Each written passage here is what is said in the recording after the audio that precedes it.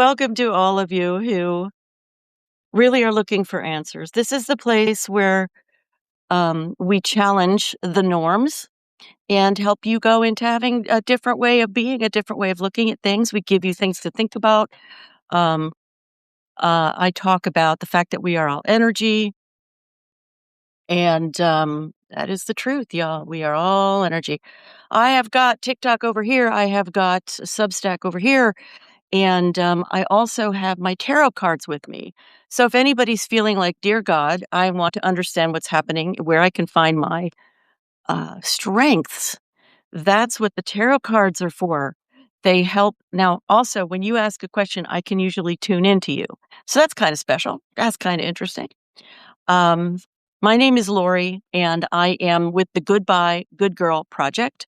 So called because a long time ago, I realized that the reason that I am and you are and we are unhappy, even when we're living in a country that doesn't have bombing, although now we are having lovely unaliving sessions. Yeah, okay, I won't talk about that right now, but I talk about how we can actually shift everything that's going on, starting with us. And why do we have to start with us? Why can't I just change the damn world? It's all screwy. Because you won't believe it if you don't do it for yourself first. That's why. You won't be able to reproduce it if you don't do it for yourself first. And you need to be able to know how to shift your life, not in the trendy sort of, oh, let's manifest a boat or a freaking, sexy boyfriend or girlfriend or whatever. Like, no, that's not what this is about. My work is about helping you transform from your core so that you don't have the really hard work to do anymore. You don't have to do the really hard work anymore. The nature of the hard work that you're doing is different when you follow this path. And I haven't figured out what to call it yet. And Devin, if you're here, maybe you have a word for me that I can call it. Now I know my technique is called the 1% solution. All right. And it is a solution. It is an approach and a philosophy and a practice that each person can do for themselves. I also have coaching available for those who are like, I don't get it. I need to have my hand held a time or two. And it is all about shifting your emotional set points, clearing the confusion in the head that has been left there by millennia of religious and spiritual bullshit, and coming into our actual sovereignty. All the things that spirituality and religion have alluded to. But, in the end, it is up to us to do it. But I still think that there is a lot of work that I can do that I offer, which is to help people come closer to that line within themselves where they can then hop over. I'm a big explainer. I always want to understand what it is that is going on. I think we have done too little of that, and that is part of what has landed us in the conundrum we are in this country. We have learned not to question. We have learned to just take things at face value, and and it's not our fault. It's not that we're stupid. It's that we've been enculturated. We've been enculturated, right? We've been like, listen to your teacher, listen to your boss, listen to the doctor. Only one doctor. Don't get a second opinion. Like we've been told, listen to your priest, listen to your rabbi, listen to your imam. That's great. They might have some really great wisdom to impart to you. But you are the one who has to come into your awakening. It's only you. There's nobody who can do it for you. And you've been brainwashed to believe that you don't have the power. And I'm here to tell you that is the biggest lie on this planet. That is the biggest lie on the planet, and that's why we're in the mess we're in this country. It's a big thing for each of us individually to come out of this knee-jerk belief that what we see around us is just what is, and that we just have to either adapt to it or rail against it and try to rip it apart and rebuild it with our bare hands. That helps, but you know what helps more is your energy. Thank you for the hearts. Thank you, thank you, thank you, thank you. And thank you, Happy Day. Please share out if you would. It's part of my mission to make sure that people know that at this time in our history and this time in our human evolution, we know that we are not alone. This is a family. There are people who come in here every time I'm on, and I'm on 6 times a week. There are people who come on here, and they have become my online family. And hopefully, when this crap that we're in is gone, maybe we'll even meet in person. What a concept. Because this is a human community, y'all. This is human community, and we need to start doing it. We need to start coming together, sharing what we're going through, sharing the answers that we find. I have answers, but you know what? What if you do too? What if you do too? And you just have not found the place where you feel safe to share them, or, you don't feel like it might not be that important. It's very important. It's very, very important, truly. And it's important because for many reasons. One of them is that when we all share our ideas about what's going on and how we can deal with it, how we can psychologically and in terms of our nervous system and everything else cope with this. Hey, Devon, hi, baby. And when we can talk about, if you feel helpless, here's some things you can do. Everybody having different ideas. The group mind is an incredible, powerful, insane, nuclear kind of thing. It's just fabulous. Thanks, Devin, for the hearts. You're the best. So, slow down here a second. I'm going to go ahead and do a little bit of a tarot reading for the collective for what it is that we need to keep in mind at this time, what we need to be aware of. And it's going to be, oh, thank you very much. Thank you for that. I appreciate it. So what is it that we need to be aware of at this time as a collective? This is what I use my tarot cards for. Okay, so this came out reversed. 3 of Pentacles. Gorgeous cards. I love these cards very much. 3 of Pentacles is, hey, cat meow. Hi, baby. Mwah, mwah. How are ya? Wow, thanks for the rose and the heart me and all the cool stuff. Yeah, thank you. 3 of Pentacles is like we are building, but it was upside down. It's what they call reversed in tarot. So for me, that always means that we have to build. Good. I'm so glad, cat meow. I'm so glad. What we're really needing to do is understand that this time right now, as things are falling to pieces and looking really awful, and there are things happening that make my heart shut and make my head explode, that the invitation of this time is to build internally. Thank you, cat meow. Oh, thank you, thank you, thank you, thank you for sharing. Thank you. You're so awesome. Wow, that is so cool. Thank you. Oh my God. Over and over and over and over. Sharing. Yay. Thank you. One new highlight mix. Okay, post while it's fresh. Sure. Go ahead and post it. Oh, I can't just touch this screen. It doesn't do that. Okay, there you go, post.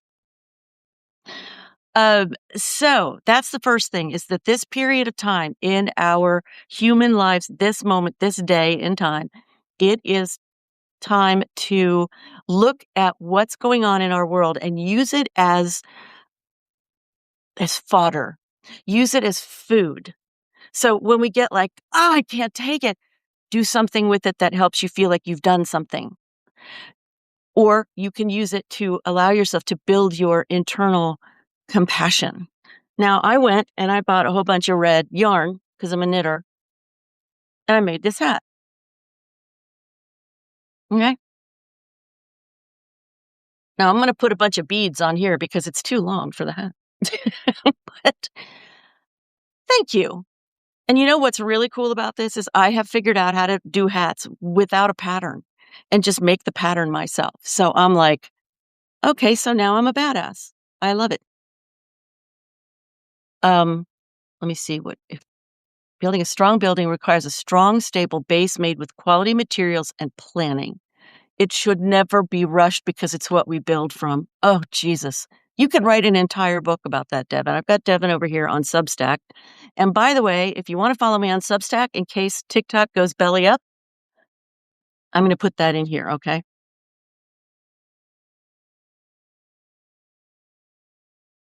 So Substack is free. It's also got a live in there. It's got a live feature. Some people don't know that. Yeah, so here's the next one that I'm making. Yeah, so now this one's going to have like little squares. Catherine listens on there. Okay, awesome. Thank you. Thank you. Thank you. I will put that in my notes right now. Well, maybe I won't. I'm going to have to take a screenshot. Snip. So, what is on everybody's heart today? What is everybody needing today? Devin says this. It's the same with our inner foundation. Yay and amen to that.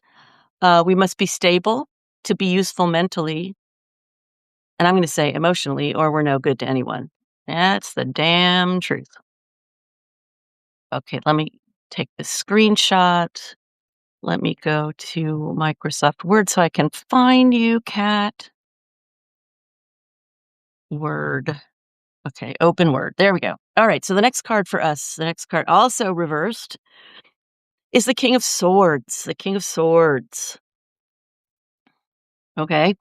And here, let me do a paste one thing at a time because Lori has given up too much multitasking since it drives me batshit crazy. Okay.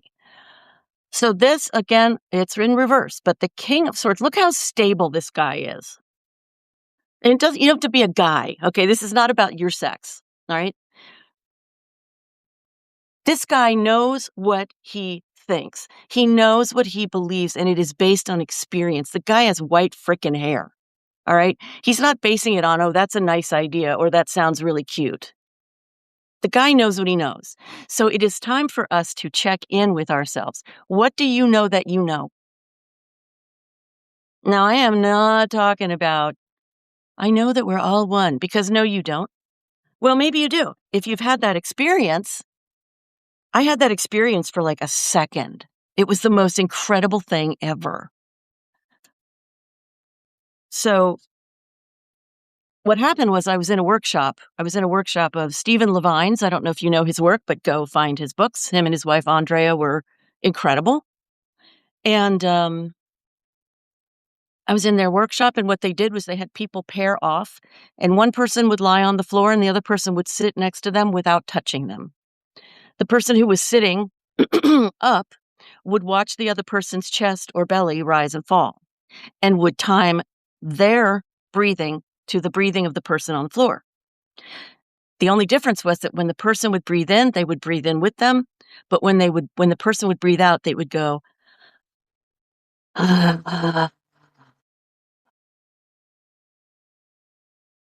just a little. Now, Stephen and Andrea Levine worked with the dying. They worked with people who were terrified, who had cancer, who had all different kinds of illnesses, who were whatever. And they worked with them and sometimes were able to even partially cross with them in consciousness and come back. Anyway, they were having us do this thing, this exercise, and I was the one on the floor. So the person sitting next to me, who I do not remember at all, no clue who this was, is doing the breathing in silently and the breathing out with a little bit of an ah. And suddenly I fell into a we are one space where I could hear every sitting person breathing out, doing the ah, all at different times, but it was all happening in the same moment. I'll give you a minute in case your head exploded. It happened. And then and then I was back. I was back into regular consciousness going, what the hell just happened? Remarkable, right? We are capable of so much. So much. It's remarkable to me how successful religion and even spirituality really has managed to give us the ideas without a lot of substance. I mean, yes, we all have to do the work ourselves. We all have to do whether it's the meditation. It does sound that way, Devin. Yes. That was completely awesome. I better turn off my heater because I'm wearing this. So hold on. That's going to be way too hot. About half a second. Okie dokie. It's about 19 degrees here. It's probably way colder where Devon is in Minnesota. Let me take this off. I'm making myself way too warm. I get all excited talking about this stuff.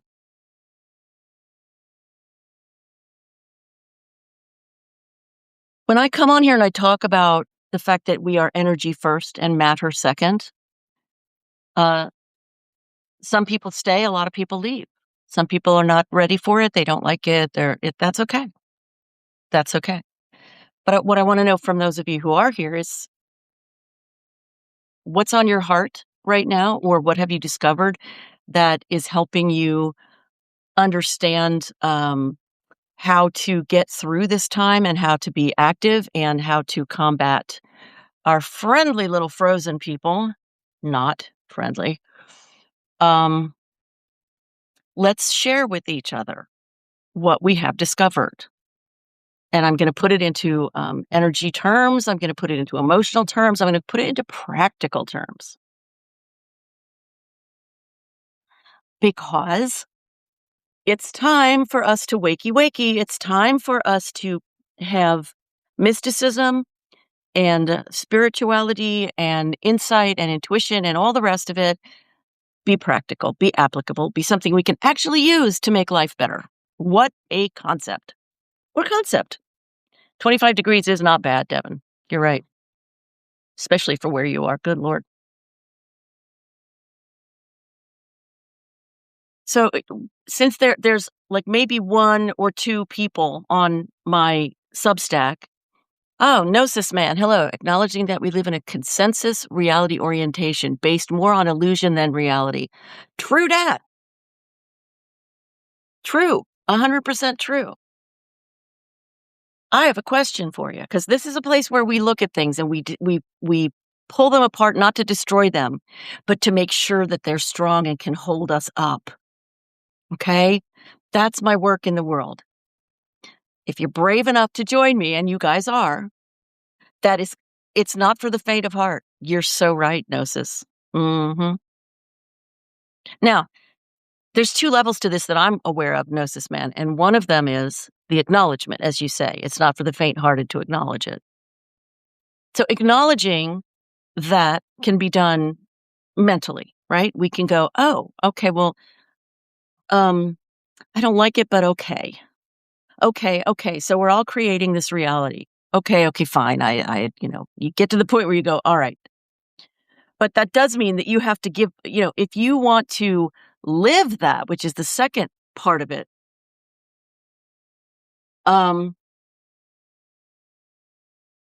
when you can live it, then you're holding your feet to the fire. Then you are creating your life with consciousness.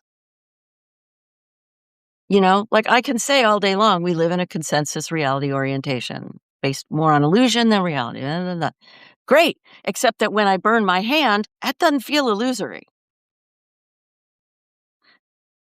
Self-awareness, extremely important. And self-awareness in the way that I work with it and have worked with it for years is here's where my current consciousness reality is. And here's where I feel the truth is. And so I work on, it's like they're like fronds underwater, right? And I want to make this movement okay with me, first of all. And then I also want I want to see where I can shift so that eventually it's just one frond of truth. But I'm not going for enlightenment per se. I mean, if you're like, I'm only going to go for enlightenment, you're going to miss the fucking journey. You're going to miss the fun of being you in this life that you don't get to repeat. Right? Devin says, I thought my spiritual awakening was going to be really fun. Parts of it are. It was for like the first 2 months. It was for like the first 2 months. Now I'm fluctuating between what I feel and how I interpret it. Another true dat. Mm-hmm. And see, the interpretation thing is great for some and a real bar for others. Teresa, hi, sweetheart. So glad you're here. Welcome back to the family.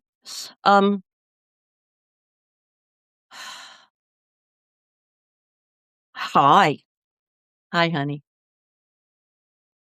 So just saying this is what I'm feeling and being able to define it and give it a name and say what the emotion or the sensation and all that stuff is, that's one way to do it. Thank you. And another way, if you get to a point where that's not helpful for you and you need something else, this is where I come in and teach you how to be in alignment with how you feel and what you sense and what emotions you're having as an energetic experience. And that's important because it takes the personal out of it long enough for you to not long enough for your head not to connect to, well, I have a right to feel that way because he hurt my feelings or she abused me or this or that or the other. Does that make sense? I hope that makes sense. But the onus isn't just on the individual. It's also in the world we live in. The onus, first of all, Gnosis, thank you. Thank you. Seriously, thank you for conversing because this is what I want to have is conversation like this. The onus isn't just on the individual.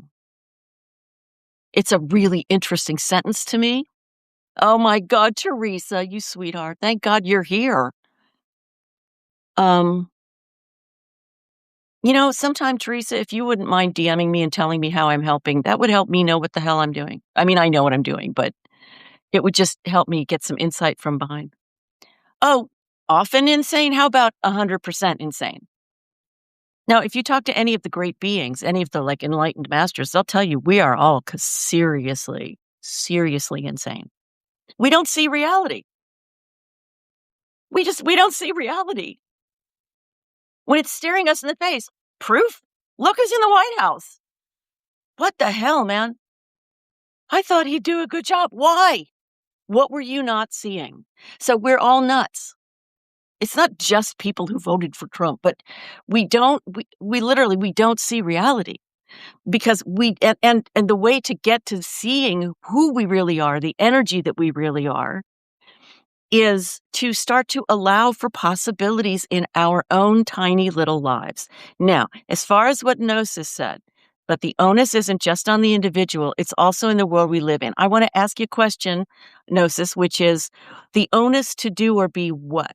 What is it that was in your head as you wrote that? Because I would love to be able to engage with that comment and do it from a perspective that will have meaning for you, okay?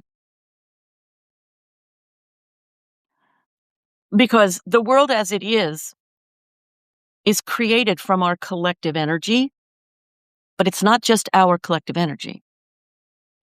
It's also from what's going on energetically in the sky. You've heard, right? Like when the moon, the women's menstrual cycles will go in alignment with the moon cycles. We are very, very much impacted by what goes on in the heavens, something I used to not be able to connect to at all because I didn't feel it. Because for me, if something's going to be real for me, if I'm going to believe in something, then I have to be able to feel it. I have to absolutely be the one who experiences it.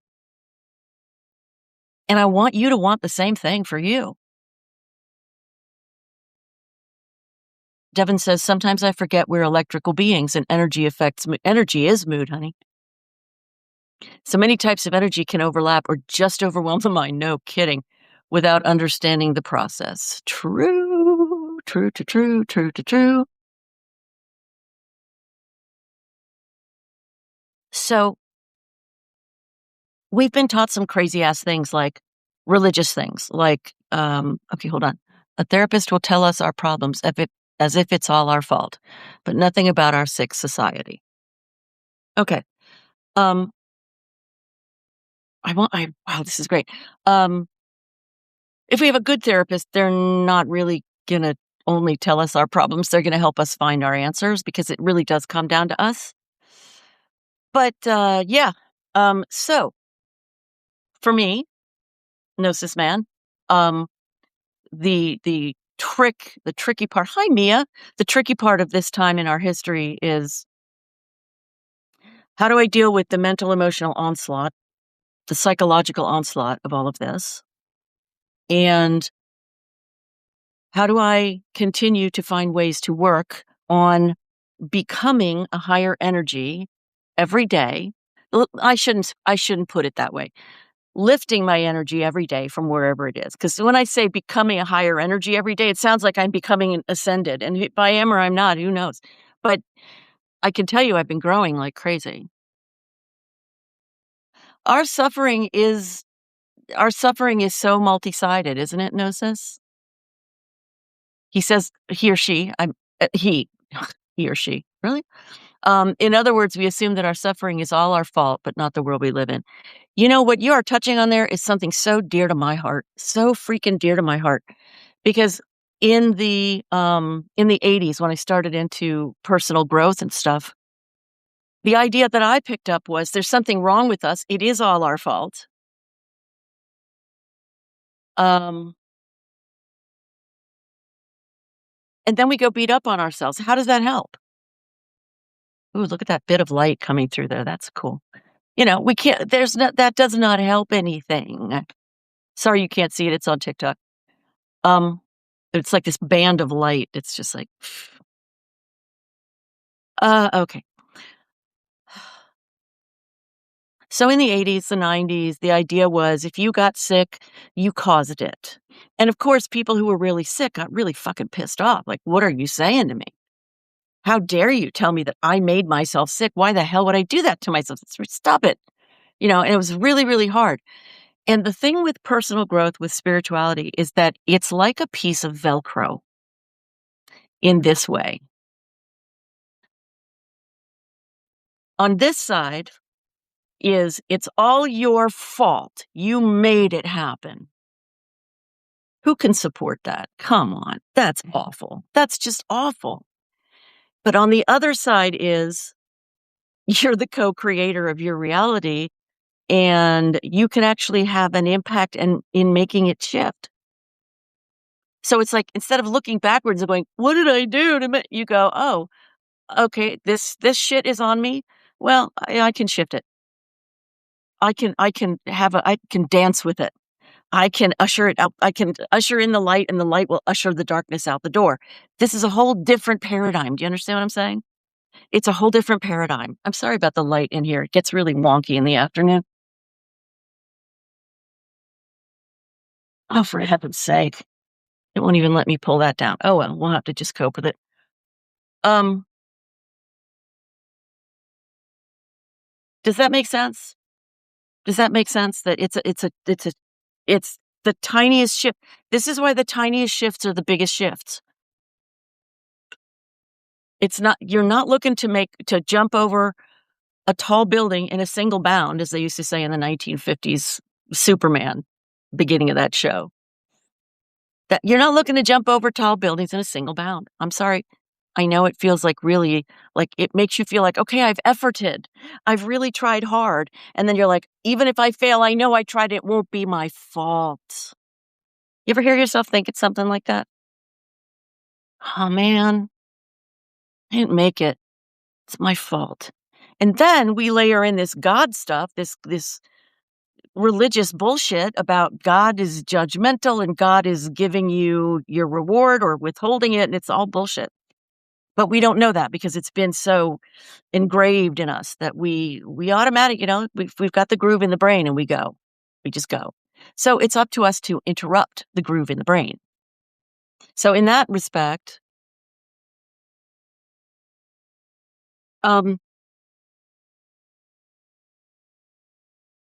Gnosis, is it okay if I disagree to expand what you've said?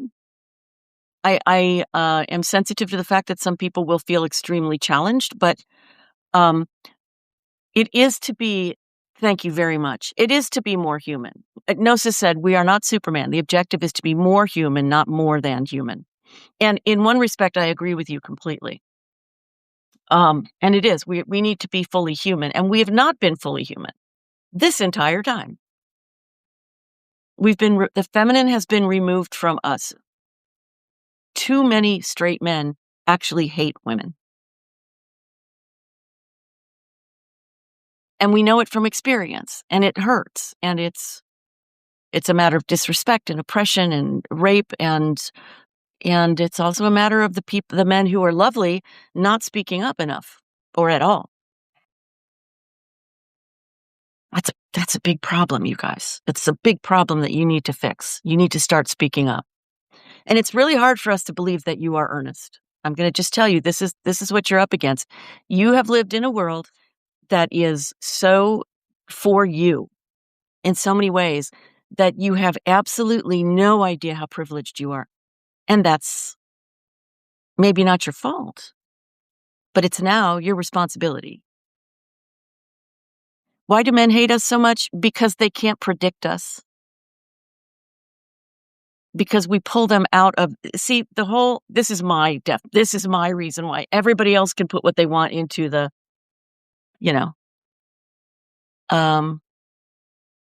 sorry, I get distracted. Would you maybe expand on cognitive filters that are used to purify our thoughts? Like if a certain thought doesn't feel right, can we choose not to personify the thought? That's going to take a little bit of thinking for a second here. Let me answer Teresa's question of why do men hate us so much. Long time ago, 2,600 years ago or more, the matriarchal went away. The patriarchal said, we don't like that you have you make life difficult for us. We want control. So men went, we like control. We're going to start a church and we're going to make things happen. We're going to put up rules and we're going to make you feel like shit because you are so powerful and we don't like that. And in the church, it was, let's not let people have access to the feminine because that's their direct access to God and they won't need us. They won't need us. They won't need to give us money. They won't need to believe our bullshit about you have to tithe to us, when in fact, tithing meant God was saying, sit down, take a load off of this 10% that is the masculine side of your brain, and I'll give you the other 90% in the feminine. That's what that was really about. It wasn't about money. And the church does not need your money, and you do not need to pay to be with God. All you need is to sit down and shut up and be in the silence. Sit down, shut up, and do your artwork. Sit down, shut up, or maybe stand up, shut up, and go do your gardening if you're a gardener. Be in your joy. What good is that going to do? That was the voice that used to be in my head. What good would it do for me to be happy? Let me tell you something. When you are happy and when you are like just a 1% happier than you were a second ago, that shit expands like a crazy thing. It's like, and your energy is not trapped in your body. Your energy goes out and you are part of the collective. So when we've got so many people out here now who are starting to get this, who are starting to understand that the energetic is who we are, so that when we shift it, when we shift how we feel, shift our emotions, shift our perspective that affects our emotions and vice versa, that we're actually shifting the external. The hard part for us, certainly the hard part for me, is that I know that's true, and yet I'm over here shifting, and sometimes I want to see the external, and sometimes I don't get to see it for a long time. But I know I feel better, and actually, that's the whole freaking point of the thing. Jen, my love, hello. Yes, Gnosis says we're first and foremost human who just so happens to be a woman or a man or a woman. True. And here's where I wanted to expand your definition of that Gnosis. I've got Substack here, by the way, TikTok here. Please share this out. My name is Lori. I'm with the Goodbye Good Girl Project. And I do talks, I do writing, I do workshops, I do individual coaching. There you go. Okay. So share this out for me. Oh my God, people over here gave me 11,000 likes. Wow, you guys rock. Holy crap. Devin, I can't see how many. So here's where I invite a different look at what Gnosis Man said, which was, The objective is to be more human, not more than human. The part of that is 100% I'm aligned with is we need to be more human, meaning we need to get access to what we've been given naturally from birth as spirits who are experiencing this human experience. And all we've had is the masculine side to our detriment. Not that we shouldn't have the masculine side. This is not what I am saying. But anytime you're that unbalanced, problems, big frickin' problems. By the way, Teresa, let me know if I answered your question in any way, or if you have another question about that, because that's just what came to me as an answer to your question.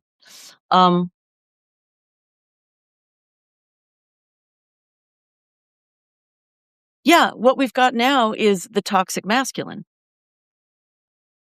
And the problem is that the divine masculine has given in to the toxic masculine. So this is an example that's been on my heart for about a month since I realized it. Hi, Nest. Hi, baby. Welcome. There's another family member. Yay. Damn it. What was I saying? You know, I should probably get an external hard drive for my brain.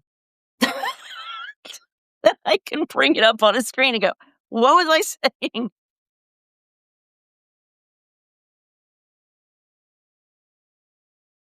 Hey, finest.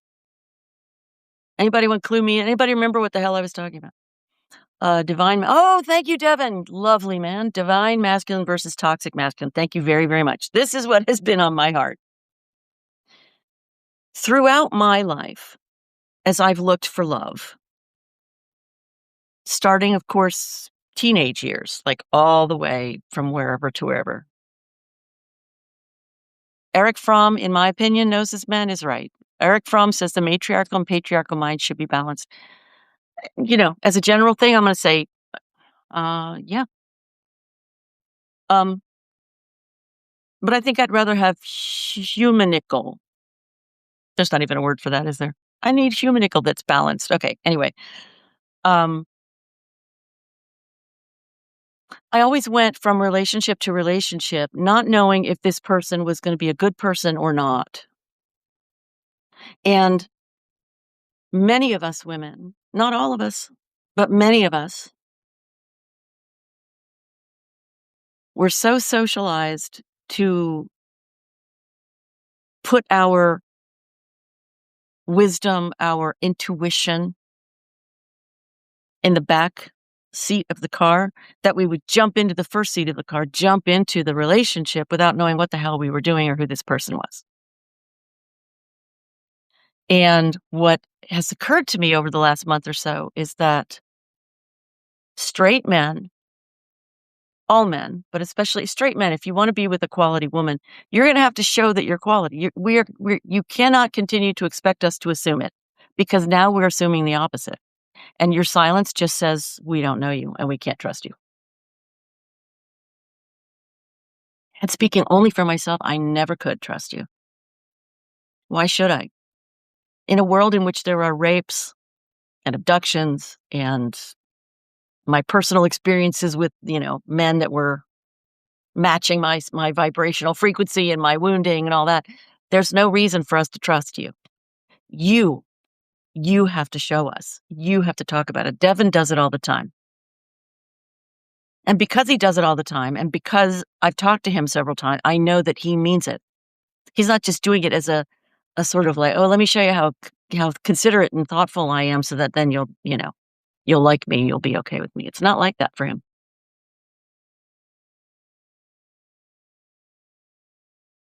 Oh, Gnosis, no kidding. So Gnosis over here on TikTok says, men vastly underestimate what is actually required of them for a relationship. That is very, very true. Very true. Okay. I love this conversation. Devin did ask me a question, though. He asked, would you maybe expand on cognitive filters that are used to purify our thoughts? Like if a certain thought doesn't feel right, how can we choose not to personify the thought? By filter, I mean like phrases you use or or a motto. You can't not personalize it first. You have to allow yourself to personalize it first because you can't avoid it. That's called your reaction. Reactions are built on our um, the grooves in our brain, the core um, uh, energies and rhythms that we're accustomed to living, and they just happen. The thing you can do there is shut up and breathe because you don't really want to come out of that place. You don't want to like yell at people and like you don't want to lose your shit because you're better than that, aren't you? Aren't you better than that? Don't you want to be like I always wanted to be better than my enemies. You know, if I had a boss who was a real horse's ass to me, I always wanted to be better than them. I wanted to not be whatever the hell they were being, petty, mean. I just wanted to maintain my freaking pride and be a better person than they were. So that meant I had to be, to me, it meant I had to even just up level my being who I was. Like I can't even talk. I had to figure out how to be an even better me. No problem. Send me in, coach, because that's the way that I have decided to live.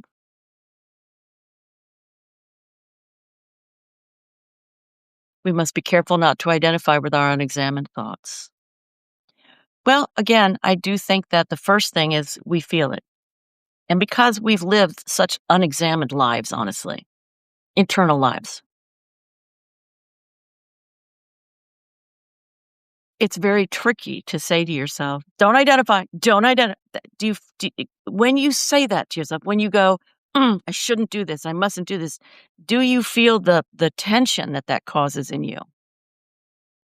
Do you feel the sort of self-judgment that that causes in you? I do. I feel it as a tension immediately. And real transformation and real spiritual alignment is that tricky place where you're not pushing something away and you're also not burying yourself in it and setting your stuff in concrete, but you're there with it. You're there with it. That gives you that air between you and it so you can look at it. So that's the first thing, Devin, as I would say, that you cannot start at the end. You have to start where you are.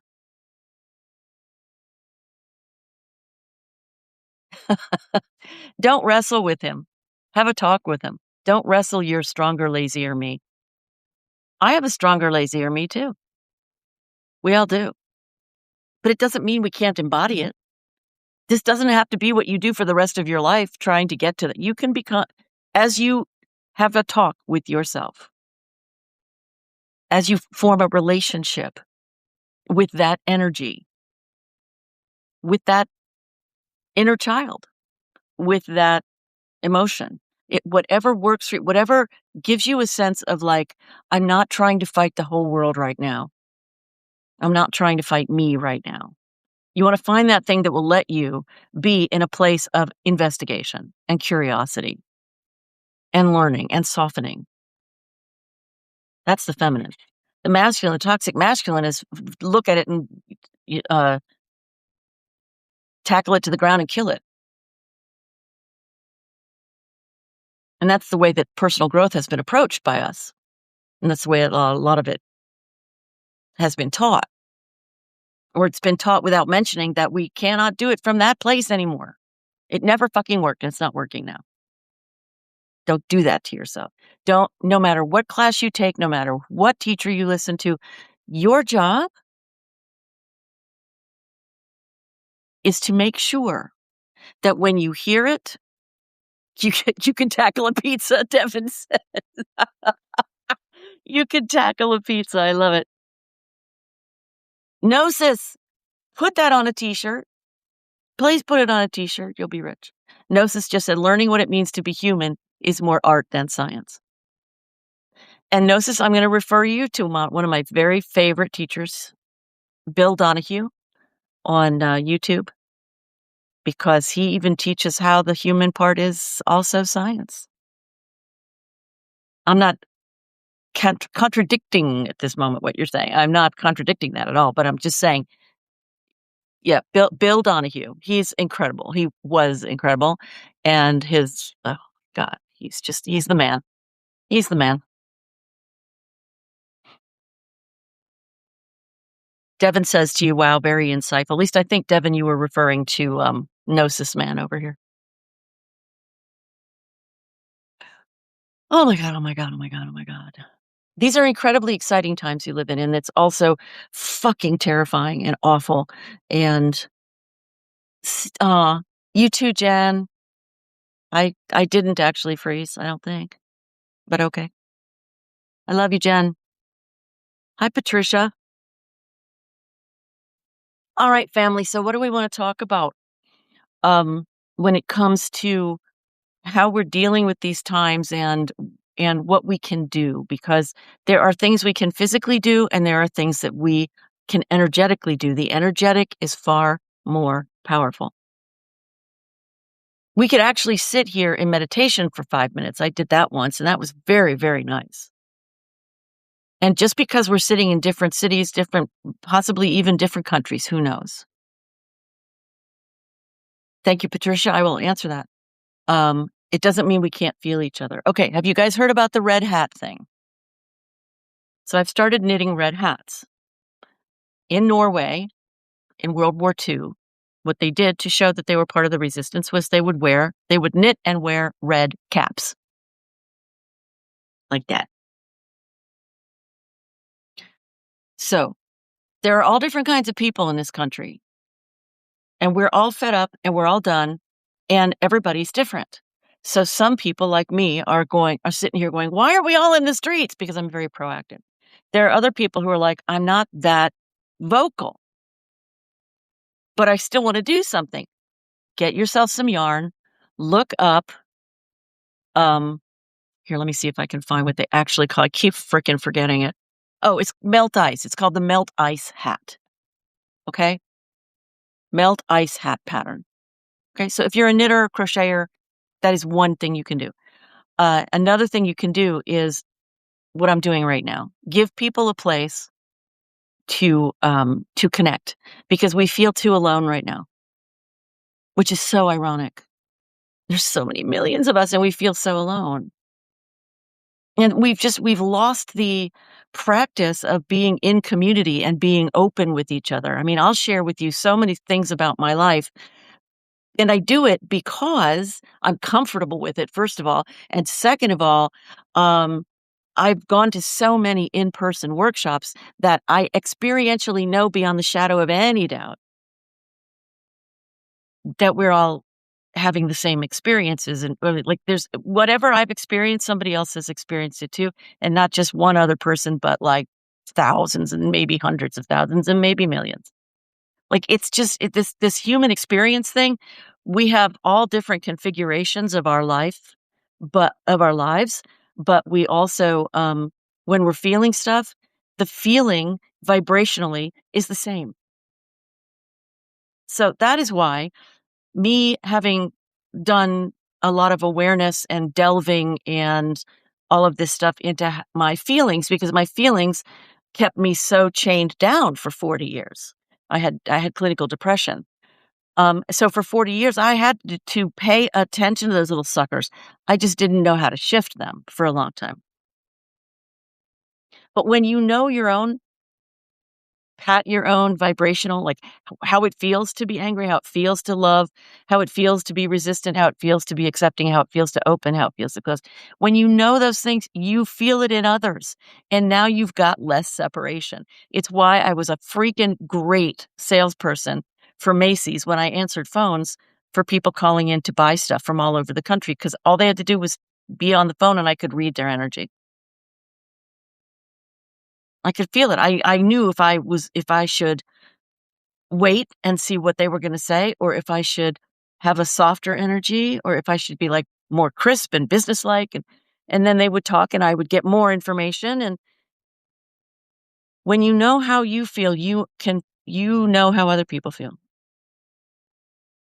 And you can be sensitive to that. And you can use a term that I coined, which is emotional linguistics. Linguistics is the study of language. Thank you, Cat Meow. So when you are connecting to another person and your head is saying very reasonably, I don't know this person. I don't know their history. I don't know what they like and what they don't like. I don't know who they are. True. Please be aware. You don't know squat about this new person you just met. Okay. You don't have a clue. However, you can build an emotional bridge to find out without harming yourself or them. And when you can feel into where they are right now based on how they speak, what they talk about, how they hold their body. Do they hold their body very stiffly, or are they kind of, hey, laid back, or anywhere in between all of those? Like what you can emotionally begin to translate what kind of approach this person would respond well to. So when I worked for the University of California at Berkeley, and I had to go in and talk to these 40, 50-year teachers. And I'm talking the male teachers who were like, when I say this, I always think of this one man. He was just a big roly-poly kind of a guy and sat in his chair. Yeah, the ivory tower set. And I come from the ivory tower. My parents were teachers, were music teachers at the University of Cincinnati College Conservatory of Music. So I was around a lot of these people, which is how I learned to speak their emotional language. And I learned how fragile their egos are. And I learned how to get around it.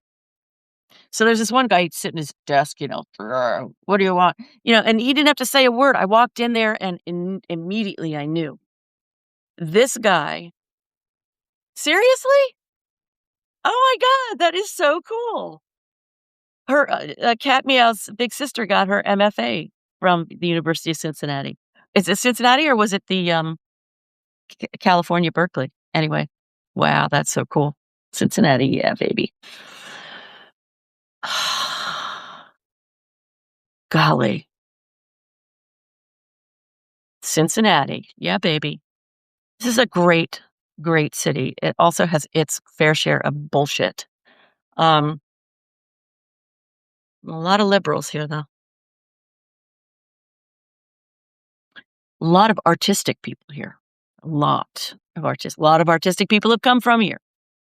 George Clooney, Doris Day. What is that other woman's name? She just stopped wearing makeup altogether. Pamela Anderson. We had we have a bunch of firsts here, like the first night game in the entire country for baseball. WKRP in Cincinnati. Yeah, man. I was living in Vermont when that came out, and I was like, I get to see my city. It made me so freaking happy. And then I got to meet the guy who played, what was the guy everybody had a crush on? Not everybody, but he was the station manager guy with the good hair. So he came here once, 14 years ago. I don't know, whenever he was here to do a play. So I met him. I also met Olympia Dukakis once and made a complete ass of myself. That was fun. She'd just done a play, and I had brought my partner Vince to go see the play. Vince had never seen a play. He'd never been to a live play. I took him to this one. And in it, this is the wildest play. And in it, she doesn't even say one word. She doesn't say one word. And, but anyway, at the end, I grabbed Vince by the hand. I said, come with me right now. Hurry up. And I dragged his ass out. He's like, what the hell are you doing? What the fuck is up with you? I said, just trust me. Come with me. And I went to the stage door. And there were already about 5 other people there. She came out. She looks straight at him and starts talking to him. He goes, you were great. He says, you didn't say anything. She goes, yeah, and that's really out of character for me. And shook his hand. And she looked right past me, and I, because I am a dumbass, looked at her and went, "Me too," and stuck my hand out to get a handshake. I'm like, it's like Baby in the Dirty Dancing movie. "I carried the watermelon." That was my watermelon moment. I'm like, "I'm a fucking idiot," but okay. That's alright.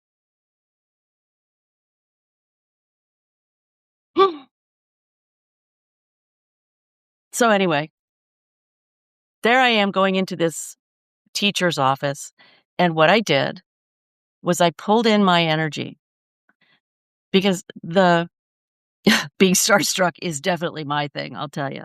Yeah. So when George Clooney actually calls me with Robert Downey Jr. and says, "It's time for us to do our movie with you," honey, they're gonna have to revive me. I'm just saying. Um, I mean, it's crazy because 'cause I'm an actor too. Like, I know these are just people. These are just people who act. Oh, well.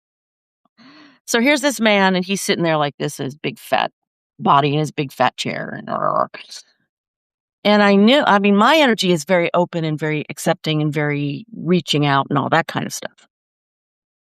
And my energy ran into a wall when I walked into the door of his office. So I pulled all of my energy back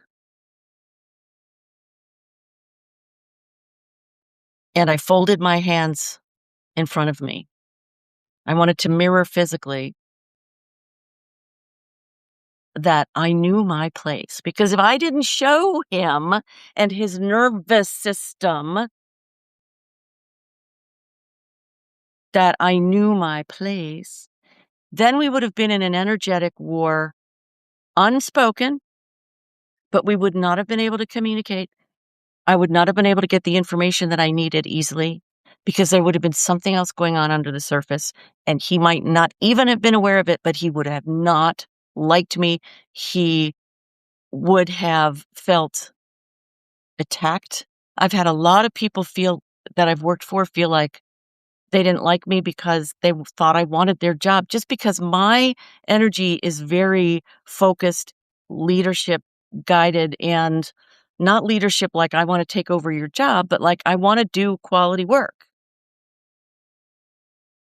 Oh my God, Kat. She learned a new vocabulary phrase for that. It's called somatic abuse. Ooh, damn. That's amazing. And that's what energy vampires do. They do somatic abuse. And thank you for that. That's freaking amazing. And that's also what are these people that we all hear about all the time who just care about themselves and they don't care about anybody else? Those people, that's what they do too.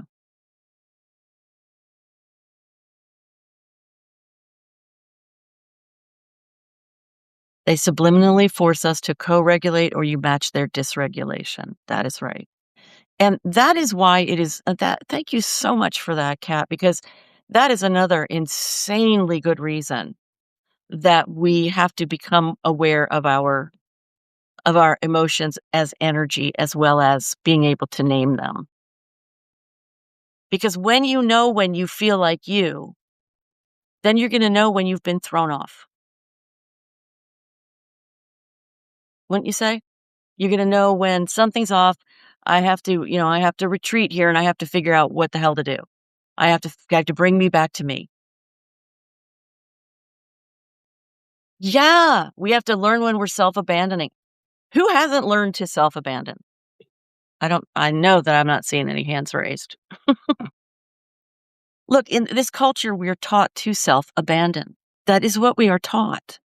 And at first, it's because of we've got to survive in this new world that we pop into out of mom's vagina. And we go, "What's happening, man? What's up?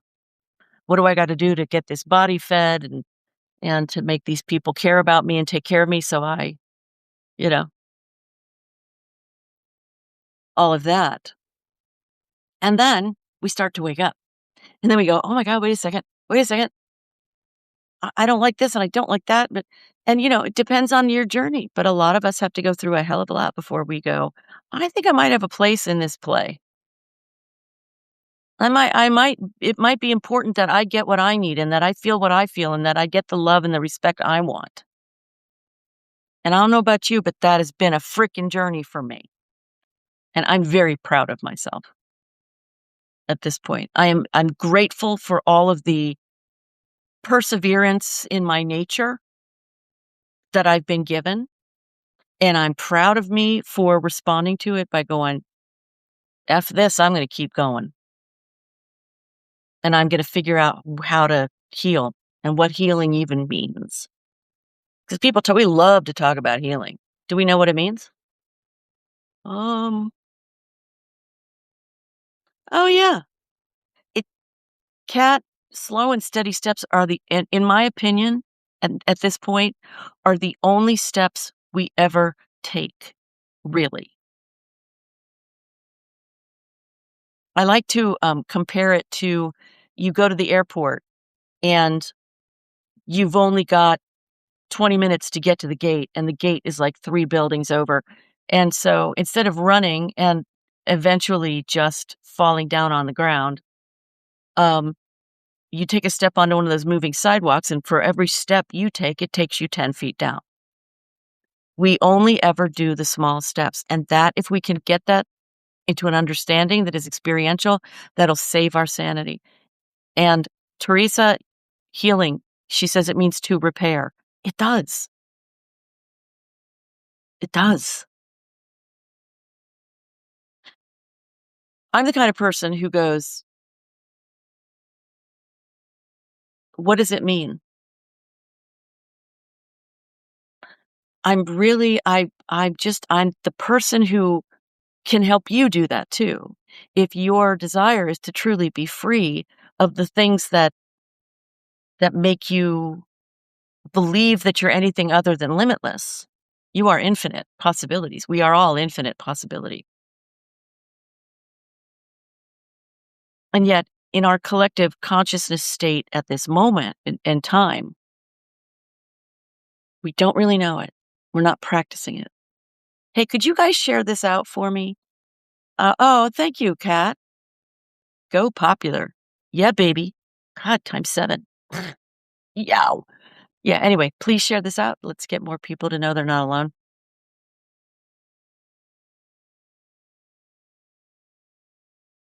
So, Teresa, my love,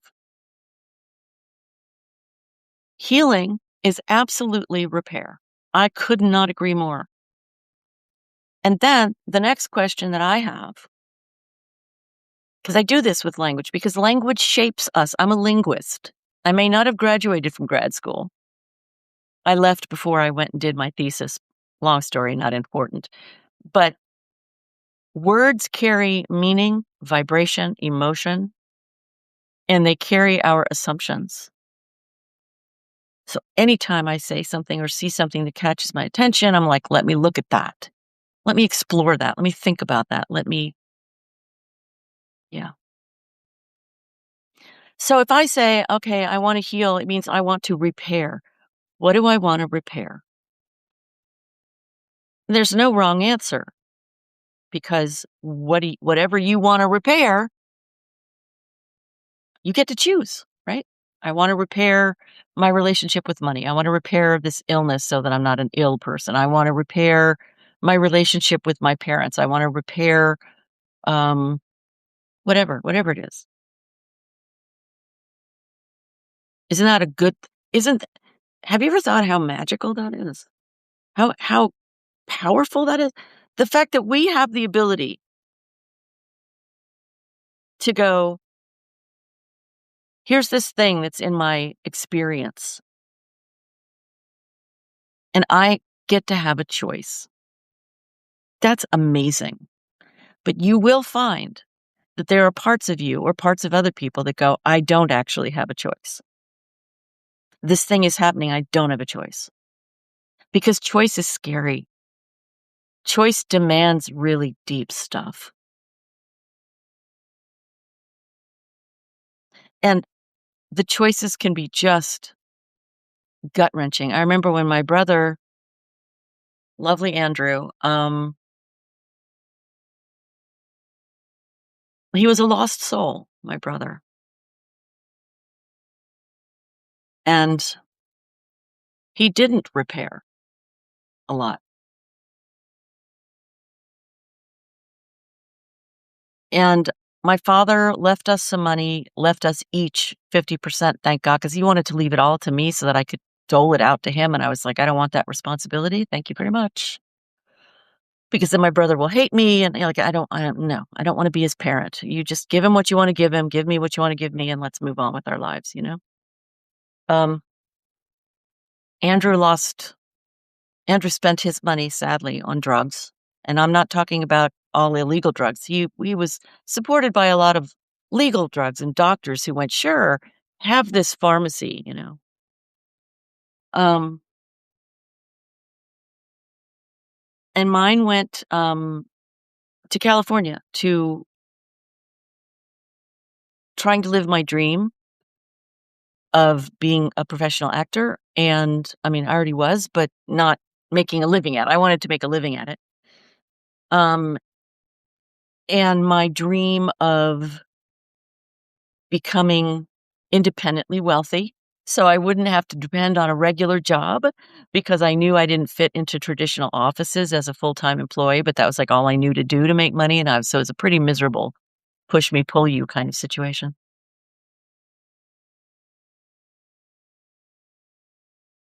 But my brother never repaired, and for him repair he couldn't get to repair because he was in survival mode, right? He was just in survival mode. When you're in survival mode, repair is sometimes get me to the next day. Other times it's, okay, get me to the next level. Like when I went homeless and what I wanted was to make enough money to have my own place. The order of those needs was obvious. You need some money so you can get your own place. And then there's like, oh, but nobody's going to rent you because you haven't been renting for 3 years and you'll have to tell them you were homeless and whatever, all the shit that comes up. And none of that happened. I did magically find somebody through somebody else who rented me a place, heard my story, and still rented to me.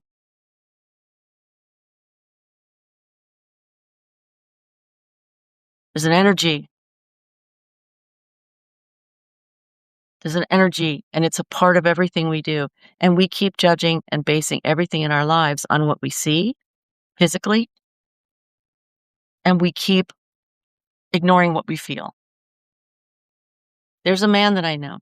I don't know him very well at all. He's part of this Wednesday night writers group that I go to. It's an hour and a half long meeting. I've been in it now for maybe 6 months, 7 months, something like that.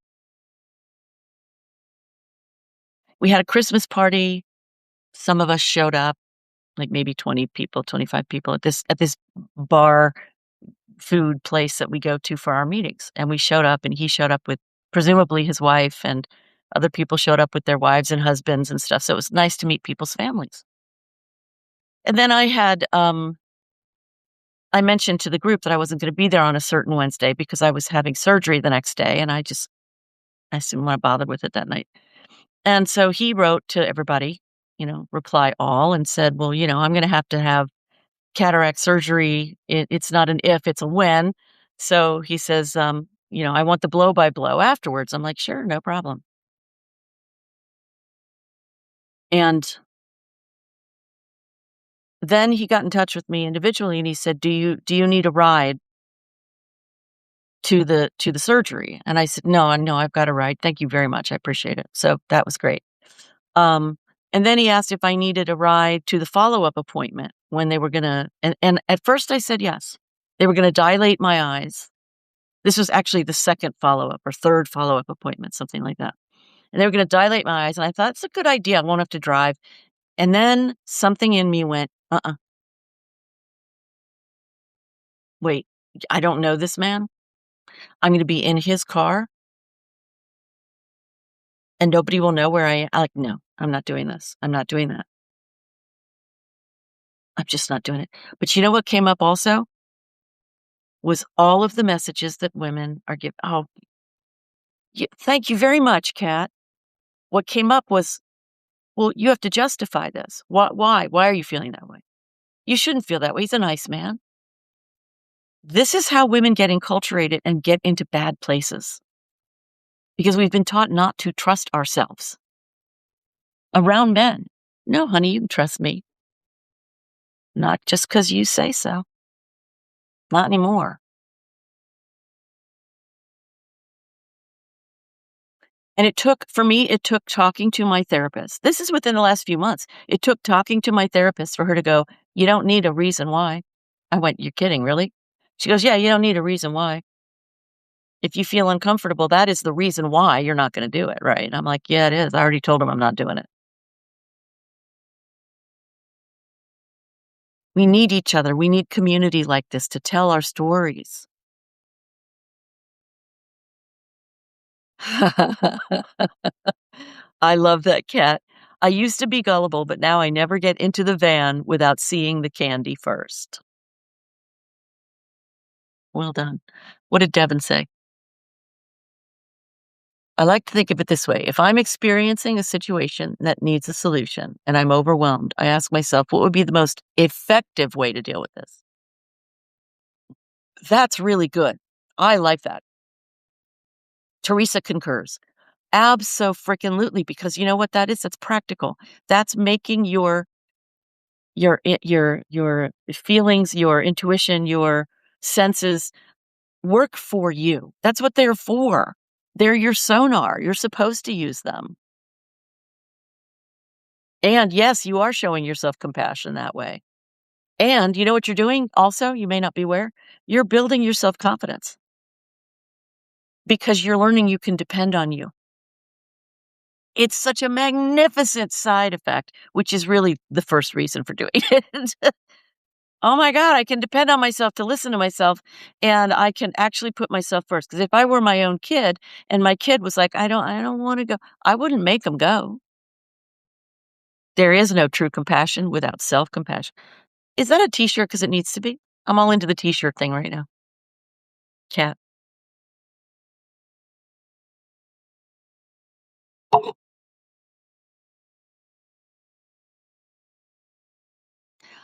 I want to make t-shirts. I keep getting these incredible like things from these lives, and also just I've always heard lots of different things. For a little while, I started keeping titles of t-shirts, but right now I can't find all those titles, which is really sad. God, got all this stuff in the air. Go away. Um, but yeah, I understand there's something you can do on Instagram, like a kind of a shop kind of situation. And, I'm going to look into that. I'm going to look into it. Thank you, Devin. I totally should. Yes, I should. Kat says, I'm loving all the info, conversations, conceptualization around resonance. Right? Oh God, I don't know how many years from now. Everything's going so quickly that if I say 50 years from now, it's probably 10 years. I don't know. But in the years to come, people are going to look back and go, how the hell did they not know about their own energy? How is that even freaking possible? And those people who are going to be saying that are us. We're going to be like in our next incarnation going, what the hell? Really? They didn't know? Yep, we'll be telepathic. We already are. You get it with that emotion, that nervous system, emotional sensing connection. That's telepathy. Now, it's not telepathy like I can tell you every sentence you're thinking. But have you been seeing all this cool stuff that's coming out right now about how they're studying where is your memory stored? Your memory is not actually stored in your brain. They're thinking it's stored in the cloud. Okay, head exploded. What? It's our memory is stored. All of our memories stored together. in this great big energetic field. And when we need one, kazunk, funk, shukunk. What? But see, I like this stuff. There are so many people in this world, it's certainly in this country, who are completely terrified of anything that doesn't tell them exactly where to step and what to do. In the Ubermensch. Yeah, baby. In the Ubermensch, for real.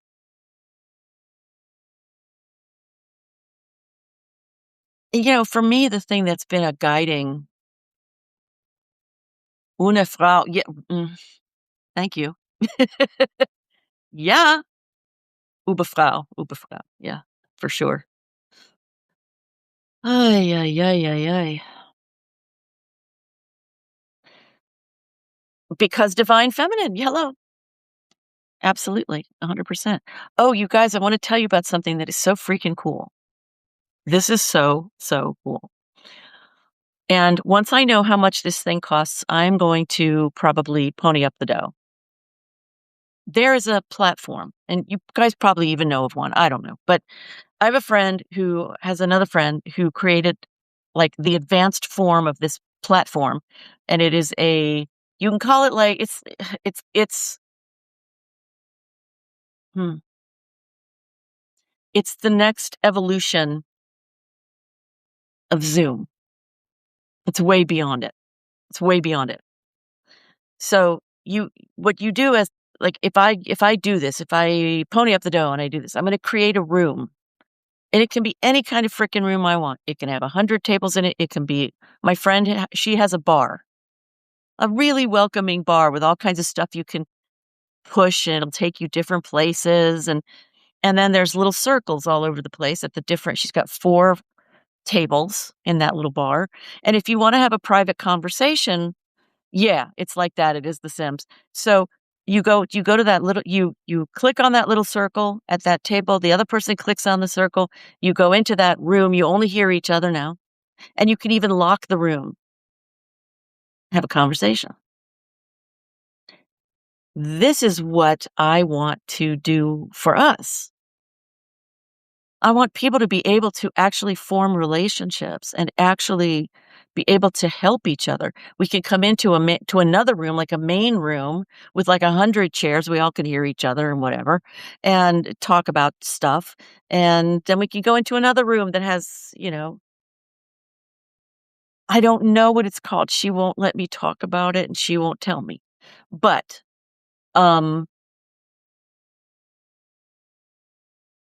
you have to have what do you call it? You have to have a free. You have to sign up. Yeah, it's too soon. Um, but it's like, it's almost there. It's almost there. And, yeah, the breakout rooms thing, yeah, but it has a very, very different feel, because in Zoom, I can't decide I want to go to a breakout room with somebody, at least as far as I know. Somebody else has to get that going for me, and it's a pain in the ass. And it interrupts shit, and who needs it? If I say to somebody in the main room, "Hey, Linda, I'd love to talk to you for a second. Can we go over to that table?" Sure. Boom. Let's lock the door. We don't want to be interrupted. Okay, boom. Now, what was it you wanted to talk about? Oh, I wanted to know, you say you do this, that, and the other. I might need your services, or I know somebody who might. Or you need my help. Let me tell you, I used to be broke, so let me tell you where you can find cheap stuff. Whatever it is, like privacy instantly, because you want it. To talk about stuff, to have a relationship. What a concept! Devin says, have you heard about how transcranial, I love it already, transcranial magnetic stimulation can remove certain filters in our brain and enhances PSI abilities? No, I have not. But Devin, have you checked out Joe Dispenza's work? His book, Becoming Supernatural, is really, really, I think you'd love it.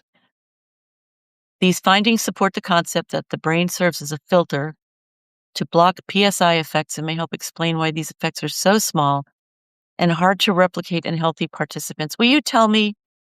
You love Joe, yeah.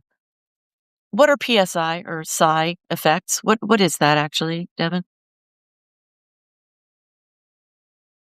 Cat, yeah, it's a much better user interface. And I mean, you can put stuff all around the room that people can click on to get the free thing or go to the website or, you know, whatever. It's too amazing. Psychic abilities. Oh, thank you very much.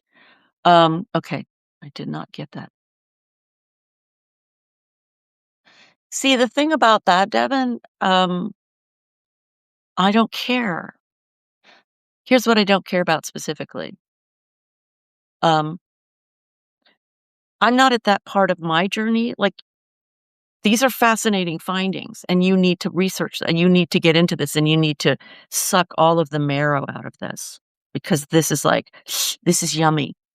For me at this moment in my journey, I don't care. The reason I don't care is because um, I'm no longer interested in the problem. I've come to an understanding over the last 3.5 years that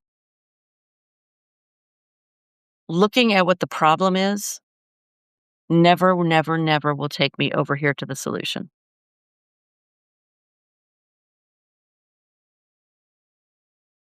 Why don't I just go straight over to the solution?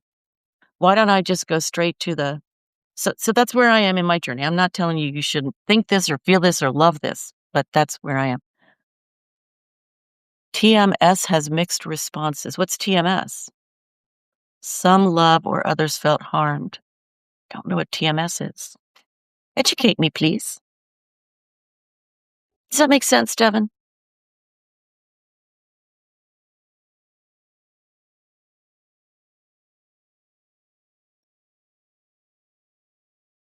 I feel such a drive to get to the core. And it's why I absolutely love Joel S. Goldsmith. Joel S. Goldsmith. Yep, Devin says that's true for me. It stirs the mind. Fabulous. Isn't this an incredible journey we're all on? Isn't that amazing? I love diving into all possibilities too. And it's why a long time ago I went, you know what? I have to understand that since nothing is immovable or unchangeable, I'm going to have to shift the way I think about everything, about the possibilities of what could happen. Like, I can't just go and assume, okay, Kat, have a great evening, afternoon, wherever you are. See you soon. Oh, I'm on tomorrow, 11 a.m. Eastern. Spiritual talk. Um, oh shoot, then I'm also going to be on the giving the talk tomorrow night at the online, what do you call it? The online church, non-denominational church that I'm a part of. I'll be talking about what are we waiting for. So if anybody wants to come check that out, that's completely free. It's from 6 to 7 p.m. Eastern, and it's very tiny, teeny tiny. There's usually about 8 of us, something like that. It's run by a pastor named Brian Eastman, who is a Quaker, and he lets me be my out of the box self. And he asked me a couple of years ago to always give a talk once a month. I said, hell to the yeah, thank you. Then he made me a minister, and then he had me officiate a funeral. And after that, I went, I'm never doing that again. Never again will I do that. No. Because I pulled in every single bit of misery and grief, and I carried that family with me for 2 weeks emotionally and vibrationally. It was really tough. So, no. But if you're in Ohio, I can marry you. I can get you married. If you bring me the right paperwork, I can get you married.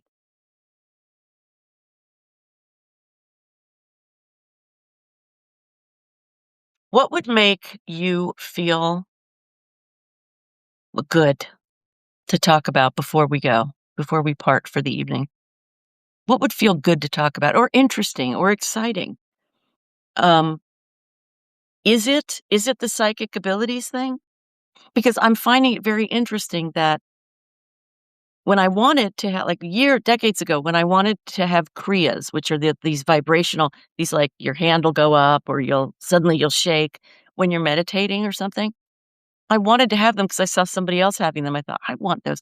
Not too many years later, I have them, and I enjoy them. I like them, they're fun, right? So, whatever I want, I can have. I can't have it by wrestling it to the ground and killing it. If I can dream it into being, though, and so can you. And so I look and I go, "What do I want?" Well, I wanna be free with my time. I want my time to be my time. Guess what I've got right now? Permanent, well, it's not permanent, but it's at least for the next 6 months, 3-day weekends. I work 25 hours a week, and I work at home. And I love my boss, and she loves me, and I'm about to become a consultant and get paid at least close to what I'm worth. And as a woman, that's a big deal. "Hey, Abigail." "Hi, sweetheart." But you can't get this stuff anymore by going and wrestling it to the ground. You have to dream it into being, and you have to allow it into being, and you have to, um, gentle yourself, and you have to let yourself open and take different approaches to being in the world. It doesn't mean I'm not gonna keep knitting red hats, right? I'm appalled by what's going on in our country, absolutely appalled. I'm so tiny and far away? I am? That's weird. Let me see if I can make me closer. Here, hold on. Nobody told me. How's that, honey? Is that better? And I don't know what's going on with my nose, but on TikTok, there's some kind of filters going on. It looks like I'm a drunk. It's like this big red dot right here. Not here on Substack, but on TikTok. I look like I've either spent too much time in the sun or I'm drunk off my ass, one or the other.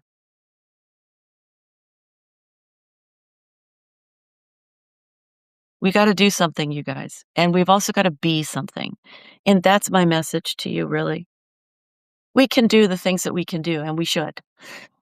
The being part is if you raise your energy by 1%, don't you dare do 2%.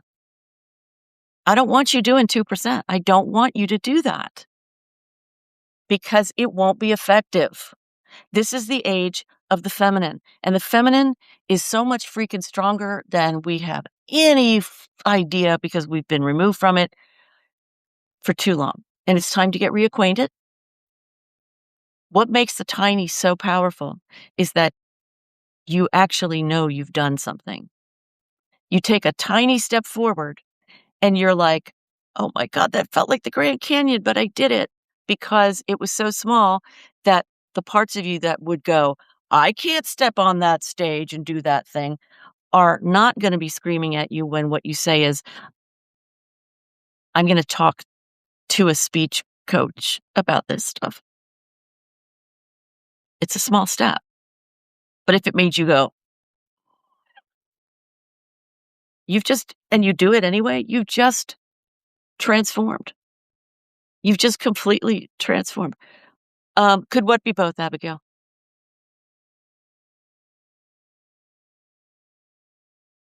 You struggle with public speaking. A lot of people struggle with public speaking. Um, what did you mean, could it be both, though? Oh, you're being silly, okay. Sorry, I missed it. Public speaking is an absolute joy to me because where I put my focus is on the connection with the people I'm talking to and the passion about the topic that I'm speaking on. Because I learned a long time ago, um thank you, Abigail. She says I'm a natural. Um, because I learned a long time ago that there was something present on stage besides just this body. There was something there. There was something coming out of me that had an impact of some kind, and it was very, very positive. I couldn't have told you what the hell it was. Gnosis Man is back. Um, and I remember I was in a small troupe of actors in my 30s, my late 30s, and we were traveling in a very uninsulated VW bus all over the East Coast, from Kentucky to New York, performing at these amazing, beautiful theaters for I don't like Toastmasters myself, but to each their own. Um, yeah, yeah, okay. That's a whole other conversation, isn't it? But, yeah, Toastmasters is not for me at all. Um, so we would go to these incredible old theaters, and they would block off most of the stage because what we were doing was we were putting on a little play for kids, for grade school kids, and it was a little holiday play, you know, and the reading of that famous poem, about Santa Claus coming. And then we each had our little roles and everything. I was mama, and then, whatever, the 2 young women who played the daughters and blah, blah, blah. And I don't even why was I telling you this story? Damn it. Oh, um, one of these theaters is called The Egg. You know what else you could do, Abigail? They have them virtually. They have them virtually as well. So this place is in Albany, New York. It's called The Egg. And if you look it up under images.google.com, you will see a building that looks like an egg standing on 2 holding like legs. So when you go inside, forget the right angles. It's just like it's an egg, right? But then you go into the theater, and of course they've got some right angles because that's called a stage, and that's whatever. But it's really big. It was beautiful, and it was really big. And before anybody got there, I went out on the stage and I opened my energy to the energy in that room. And I put my arms out at my side. And I opened myself. I let my energy just flow out into the room and let myself feel myself filling every nook and cranny. It was so exhilarating. It was just like, oh my God, it was so exhilarating. If you ever get the chance to stand on an empty stage, try it.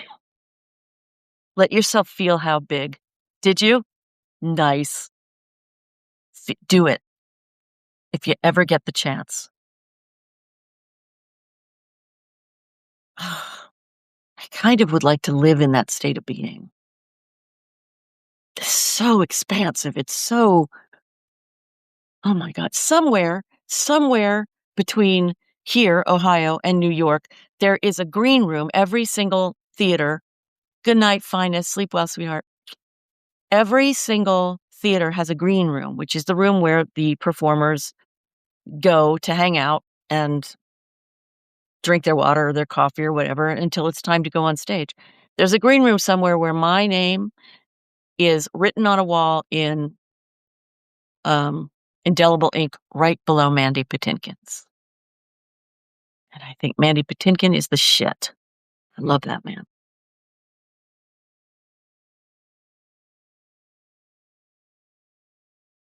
So,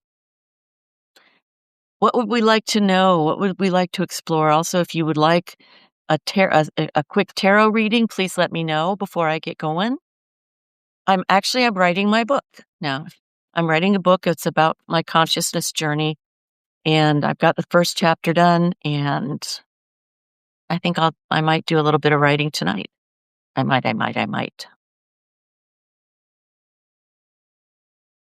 Well, here's a card for all of us, and this is a very good sign. The sun card, the best card in the deck.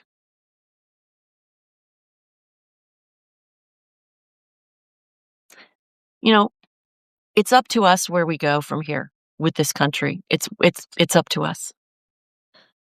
But we have a lot of help. We have a whole lot of help. Astrologically, the alignment of the planets is completely batshit crazy. It's never happened before. We've got, what is it today? Like 6 or 7 in a line. I mean, it's like, I mean, my best friend has been a codependent. This is her words. I'm not shooting on her, but she's been codependent for like her whole life. And when I spoke to her this morning, she was standing up for herself and saying, every day now I go, what do I want? What do I need? And I went, oh my God. I said, do you realize I've never heard you say that before? Stacy, are you here, babe? So cool. She had never said that before. She's always like feeling guilty. En route to dinner with a hot date. I'm gonna bet that that's either George Clooney or your husband. And if it's not George Clooney, well, he's married. Never mind. I was gonna say send him this way, but whatever. Yeah, I've got a hot date with my cats. Oh, she's the old cat lady. No, I'm the old badass. He's hotter than Clooney. Girl, child, yes. Oh, hell yes. Stacy, I actually asked if you wanted over on, I've got TikTok here and Substack here, and I actually had tagged you on Substack to see if you wanted to I know it's going to be great, to whatever, lead with me over here. So if you see some notification on Substack about that, that's what that was. I'm going to be on Stacy's show called, you ready for this? You ready? Let's tomorrow. We'll text. Yeah, maybe not. Let's text about that. Any other day but Sunday, I'd be like, of course, but Sunday, not sure yet. Stacy Stacy is amazing. Stacy is the one who's got that that virtual room I was telling you guys about that just like blows Zoom out of the water and all that stuff. You did? You followed her? Excellent. Excellent. Excellent. So she is the software queen. And correct me, Stacy, if there's anything I'm missing. Software queen, and she's also the mental health queen, and she puts them together. I think that's completely brilliant. She has a show called Show Me Your Nuts. Yep. Show Me Your Nuts. And you can hear it in both ways. I think it's hilarious and it's fabulous. And I'm going to be on her show this Thursday. So look up Stacy, Stacy. And I don't know if I'm going to pronounce this correctly, but Brayuka? Is it Brayuka or Brayuka? She's also planning. Exactly. There's so many ways to interpret the nuts. Absolutely. Oh, thank you. So it's Brayuka. Hot day. So look up Show Me Your Nuts, YOUR, and Stacy, and you will find it. And then you may see us on Thursday. Are we live? I think we're live, aren't we, Stacy? Either way, watch her stuff. She's fab. She's fantastic. Oh, here it is. ShowMeYourNuts.online. ShowMeYourNuts.online. Go look now. Yes, we are going to be live. And we're both saucy women, so, you shouldn't miss it if you can manage not to. But it will be recorded. It will be recorded. Please try to think about, you guys, try to think about what it means, what it could mean. Not what it's supposed to mean, but what it could mean to you personally, if you really knew that your energy first, that's your real identity, is your energy.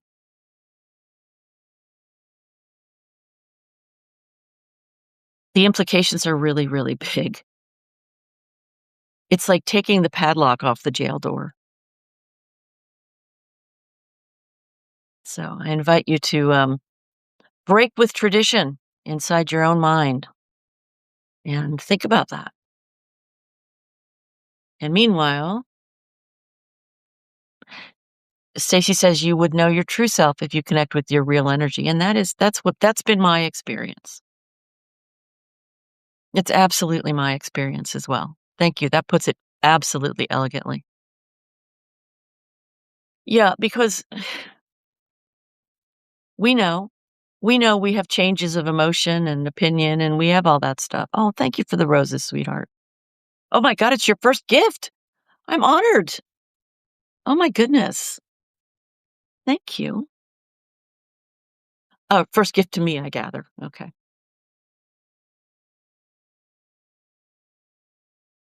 I love what Devin just said. It's like an electric fence with an off switch. We just got to find it and step over it.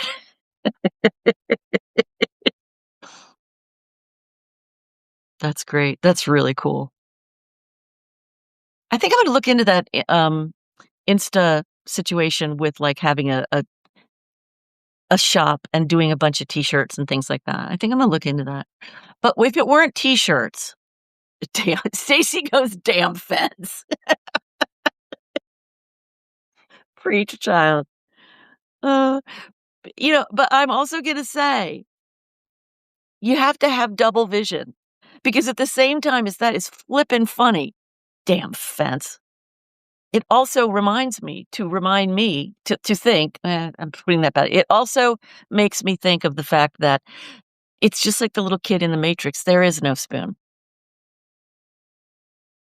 There is no fence.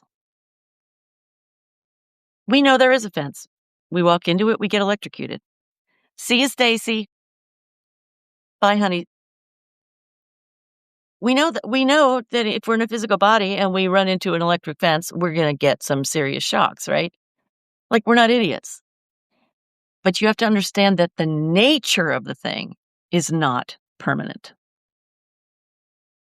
You have to understand or you don't have to do anything, but if you want to play this game, if you want to play in a big pond of possibilities, then one of the ways you can do it is to know that your energy is so much bigger than that stupid little electric fence.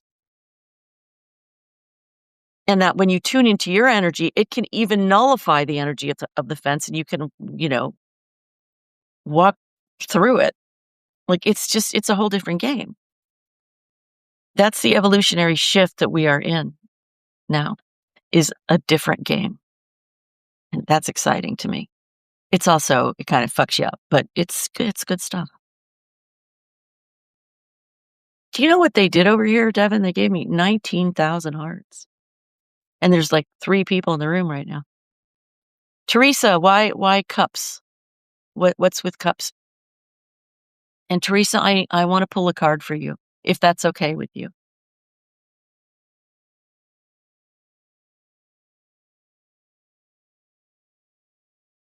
Oh, and all the cards fall on the floor.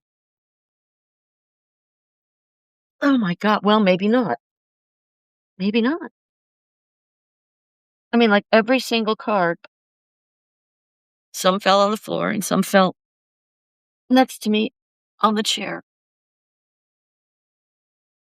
What do you love, Devin? Oh, what I just said. Gotcha. It's a whole different game. Oh, you're a brilliant woman. She says cups and t-shirts make a lot of money.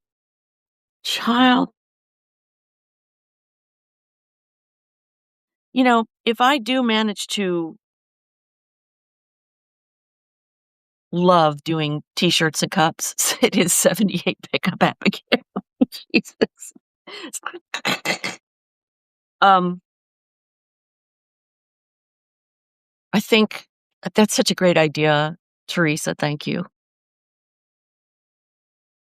Holy jeez. Am I allowed to do pull a card for Teresa, or are you just like against it? They're like, no, we want you to read this one. Okay, fine. What is it? Girl, are you coming into some money? Or are you just really, really aware of what is real and you're using your wisdom?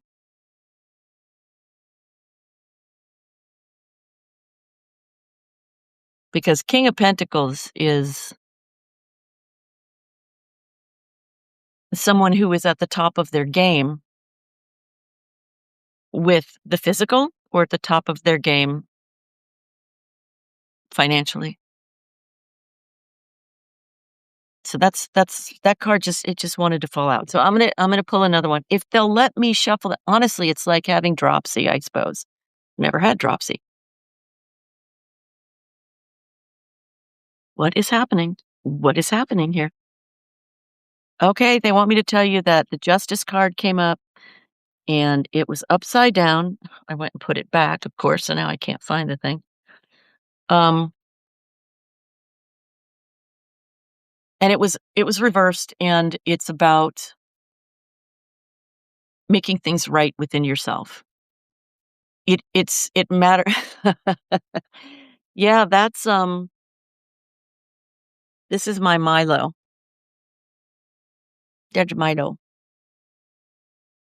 Justina's here. Hi, honey.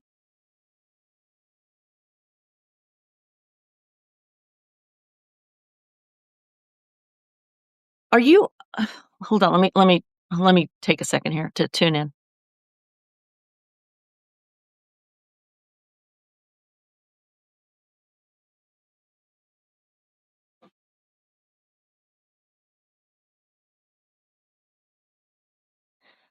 For some reason, Teresa, isn't he gorgeous? Um, I'm feeling a yearning in you.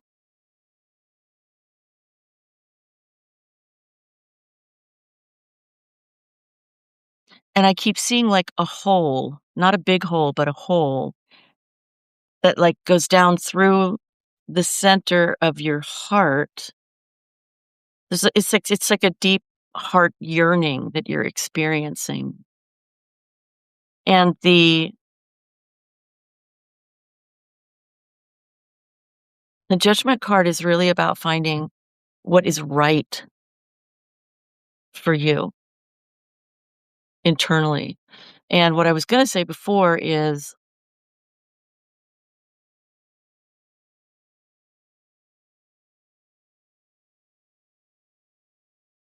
it's far less important um, what happens as a result of our actions than it is important for us to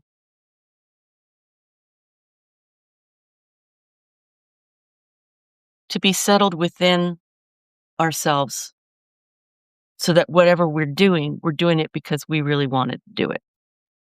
Like we were measured about it and we saw how it affected us. There's this sense I'm getting, and I don't even know if I'm off on this, Teresa, but just this sense of you really, you're right there. You're right at this place where you either need reassurance um, or you're wanting to deepen it, but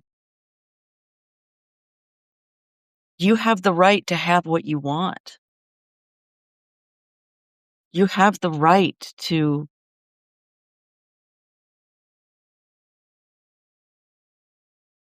let go of measuring yourself by other people.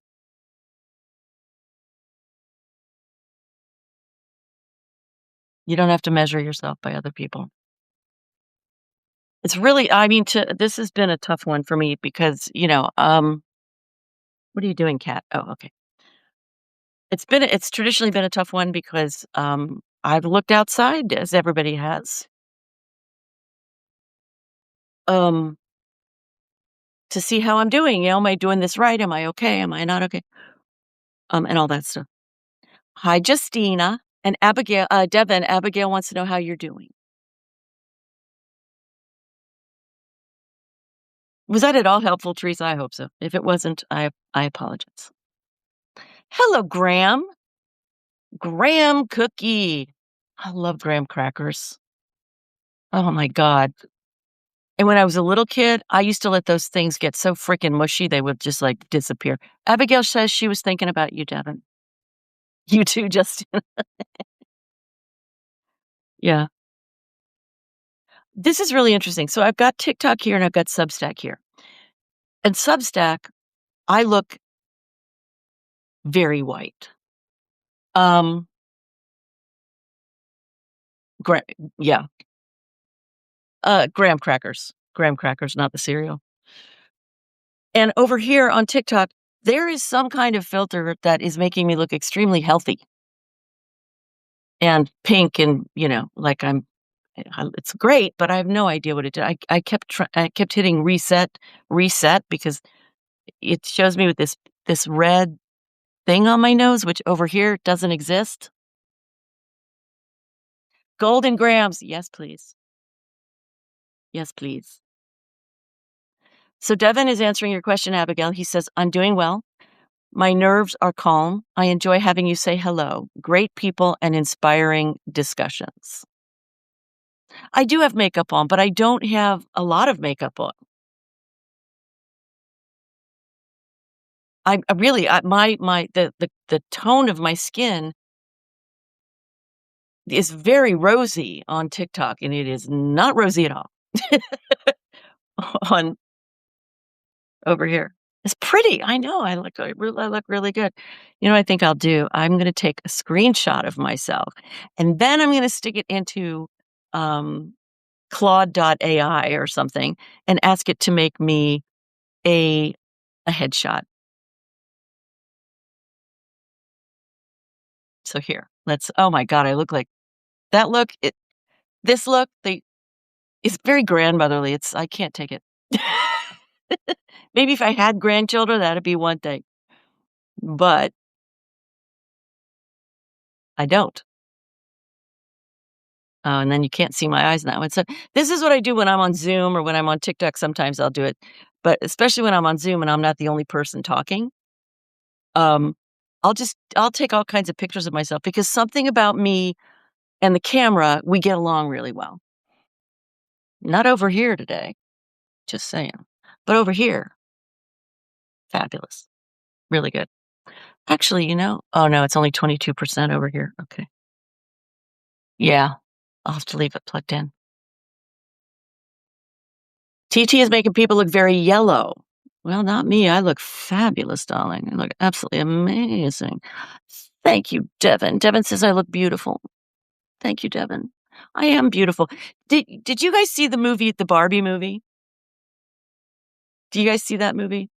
I'm gonna have to go watch it again because the first time I wasn't paying enough attention really. But there's one scene in there apparently that the director fought for, and Barbie sits down at a bus stop um, next to a woman who's in her 60s or 70s or something, and she looks over. Barbie looks over at her and just like staring at her, and the old woman looks back at her like what can I do for you? Like, what's up? And so Barbie says, "You're so beautiful." And the old woman says, "I know." I got chills. I watched it that little snippet I watched like 5 times last night. I know. Oh, the identification I felt was so off the chain. It was like, "Yes! Yes, baby." Justina, is that true? Is that the creator of Barbie? A woman created Barbie.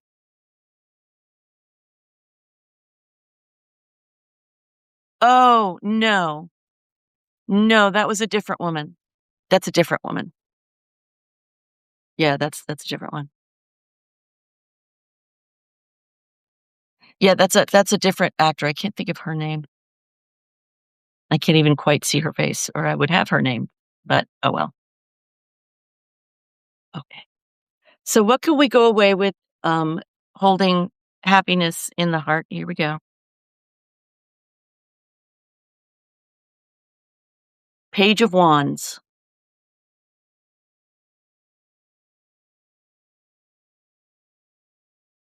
Barbie and Ken were brother and sister first. Really?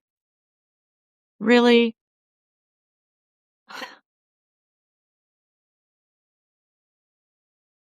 In the age of the Epps files, I don't even want to think about it. Shit. You serious? Like, that just stopped me cold. Like, what has happened? Right, I'm like, what is oh, I have so many words I would like to say and will not. Holy crap. The guy in the card looks like the artist formerly known as Prince. He does! Oh my god, you're right! Holy shit! You're so right. Oh my god, look at that. It does look like Prince. Oh my god. That's doubly meaningful because this card is all about walking into becoming your new self. This walking into becoming your new self. And this man, just like Bowie, knew how to transform himself and be all the parts of him. Isn't that incredible? Oh my god, the pants, everything. Skin's a little too white, but yeah, it does. That's crazy. So we as a collective, we here on TikTok and on where the hell are we? Substack. Let us be accepting. Prince is half Italian. You guys, I learned more from you than I can even say. Prince was half Italian. Barbie was based on the doll was based on the German Bild Lilly doll. I have to look that up. Bild. D's at the end of German are said like a T. Bild Lilly. Okay, I'll take a picture of that. So, when I learn more about this room that I want to go into this virtual room where we could actually, you can turn your camera on, you can turn it off. It doesn't matter. You can be drinking. Nobody's going to know. You could be eating pizza. Nobody's going to know. Nobody cares. But you can come in and you can also be seen. We could actually talk to each other. Wouldn't that be something? I think that would be cool as hell. And so I will let you guys know what's up with that. Oh, and one last story for you guys. And if the person I'm about to talk about is in the room, I can't listen to your audio messages because it says that your account has been removed. And I don't know if you removed it or TikTok removed it. But here's what happened. There was a woman that I was talking with, and she messaged me some verbal something, and she DM'd me. And so I DM'd her back. We started chatting. And she was talking about how she was looking for the right place to live in the country for her. And she's in her 40s and she's exploring. And, we were having a grand old time. We were talking about authenticity and we were talking about how, ice is so, who even has the words and all this kind of cool stuff. And then she said, well, I don't know if this is going to make you hate me, but here's to authenticity. She said, I voted for Trump. So I thought for a little while, and then I voice messaged her back. I said, I don't hate you. I said, I don't get it. So she told me what she was thinking. She was like, well, she said, first of all, I don't know really what I was thinking, but she said, I did think that he'd done a decent job the first term. And I also was thinking that he's such an egotist that he would want to do a good job according to the rules because then people would love him, which is such a misreading of his personality. But hey, that's not illegal to misjudge somebody like that, right? But I said, no. I said, I don't hate you. I said, but I sure as heck don't get it. When I saw George W. Bush for the first time and when I saw him speak for the first time, as somebody who is energetically adept, I looked at him, I heard him, I saw him, I went, that man is 5 years old. And with Trump, it's even worse. So I'm like, what? But she did uh, give me some messages back, but it won't let me play them because it says that her account is now gone, and I'm like, okay, I don't know. Okay, fine. So if you're out there and you want to get back in touch, let me know. Abigail, he is the best person to break the system, but it's so funny. I was listening to, can't think of her name, and somebody on YouTube who was speaking to JFK in spirit and said, she asked, is Trump who he is because he's here to break the system? That, that was his sole contract. And the answer from the JFK energy was yes. She said then, did he have to be this cruel in order to break it? And the answer was no. So there's always free will, you guys. There's always free will. And it's why I always say we've got to have double vision. We've got to have the vision of what is happening vibrationally and bigger than our personal lives. But we also have to be able to know what's happening right now and that we have the ability to shift it. Because if we don't have both, we're not being our full human selves. We're not being our real selves. And we're certainly not living free. And my company is the Goodbye Good Girl Project because my lifelong mission is to just grow in my freedom. No. He's a malignancy. He's a malignancy, and he's a planned malignancy, but he's a malignancy nonetheless. And we are the virus in the machine, my friends. Every day that you get up and you say, I'm going to still be a decent person. Every day that you get up and you go out into the world and you are helpful to someone, every day that you get up and you think, I might need to have a little kindness towards me, I might look at how I can understand this lifting of my energetic frequency. Every day that you do that, you are part of what is changing this country and this world. It's hard to understand because we can't see the results immediately. But I'm telling you, if I could heal 40 years of clinical depression in 5 days with the energetic, emotional,